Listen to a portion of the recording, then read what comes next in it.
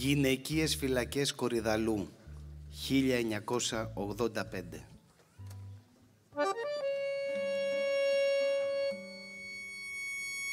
Δημοσιογράφος ερευνητή του ρεμπέτικου, γράφει η κάρτα μου. Ακόμα και σήμερα, στα 53 μου, έχω το χούι να ηχογραφώ ιστορίες ξεχασμένων και να ξεσαβουρώνω δίσκους στα παλιατζίδικα. Είχα ακούσει από μία πρώην κρατούμενη ότι στην τρίτη πτέρυγα του Κορυδαλλού υπάρχει μια πειραιώτισσα που τραγουδούσα μανετζίδικα και κάτι περίεργα τεκετζίδικα ζεμπέκικα. «Κυραμαντό, έλα έξω επισκεπτήριο!» Πάλι αυτός. Τούτο υποσχέθηκε στο ανθρώπου. «Εσένα ο λόγος σου είναι πέτρα. Στάκα ρε Γιώργη με το καλημέρα κύριε Λέσον. Εντάξει, σωστά τα λες, έδωσα λόγο. Αλλά του είπα και έναν όρο να κρατήσει. Σ' ό,τι μάθει και ό,τι ακούσει, εμένα μονάχα να μην βάλει μπροστά. Το κάνω για τους παλιούς, για αυτούς που πεθάναν στην ψάθα και στα ζήτητα.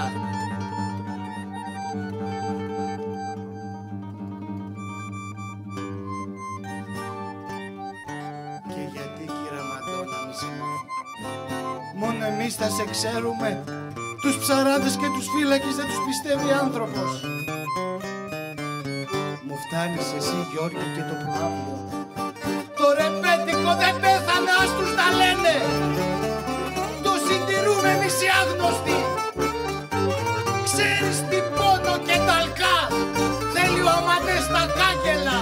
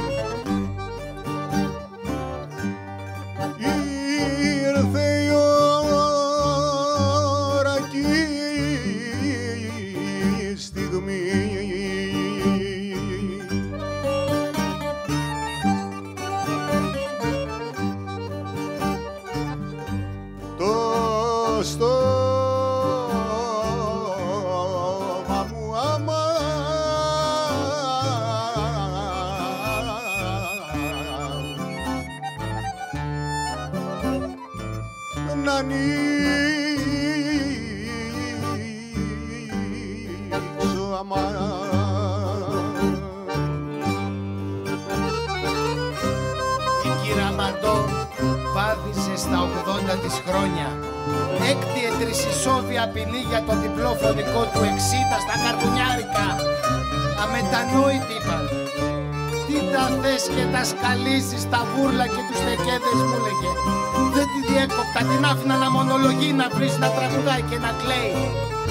Λυτρωνόταν που τα ξεστόμιζε έτσι ανώνυμα και ελεύθερα. Η κυρά Μανταλιό, το κορίτσι του τεκέ.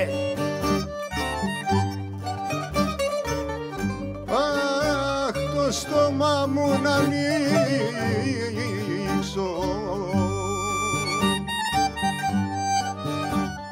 και στην καλή παρέα μου